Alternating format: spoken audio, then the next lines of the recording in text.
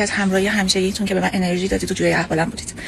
من 4 ماه بود که دقیقاً پیجم دیسیبل شده بود و از دسترس خارج شده بود و هر کاری که می‌کردم متاسفانه جواب نمیداد. به هر کسی که میشناختم و به من گفته بودن که کارشون درسته این پیجو داده بودم و متاسفانه نتونسته بودم برگردونم.